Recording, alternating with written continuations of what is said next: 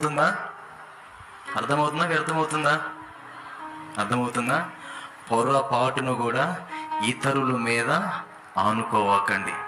మీరు ఆనుకోవాల్సిన వ్యక్తి ఒకే ఒక వ్యక్తి ఉన్నాడు, ఆయన నజరేయుడైన యేసు. హల్లెలూయా! ఆయన మీదే మీరు ఆనుకోవాలి. ఇప్పుడు పాడదాం. ఓ యేసయ్యా,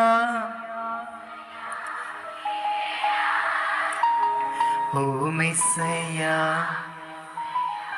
నీవే ఆశ్రయం. ఓ యేసయ్యా, యేసయ్యా, నీవే ఆధారం. ఓ మెస్సయ్యా, మెస్సయ్యా, నీవే ఆశ్రయం. అందరు ఇలా పెట్టుకున్నాం.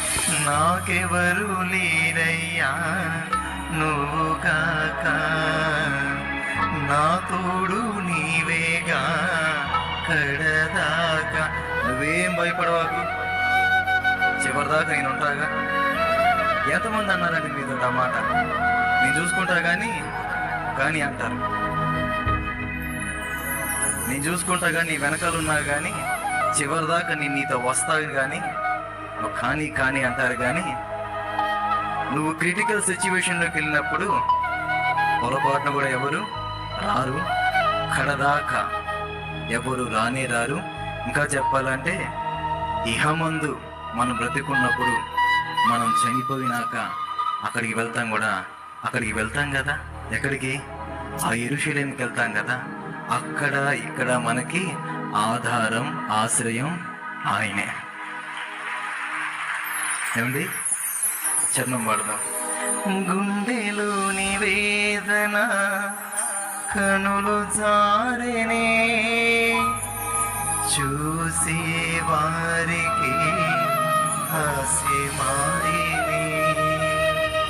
గుండెలోని వేదన కనులు జారినే, చూసే వారికి హాస్యమాయనే. కన్నీళ్లకు కరగని లోకం కాటేసినే. ఎంతమంది జీవితంలో జరిగింది? కన్నీళ్లకు కరగని లోకం కాటేసిందనే పదం ఎంతమంది జీవితంలో జరిగింది? అమ్మో, చాలా మంది జీవితంలో జరిగిందిగా.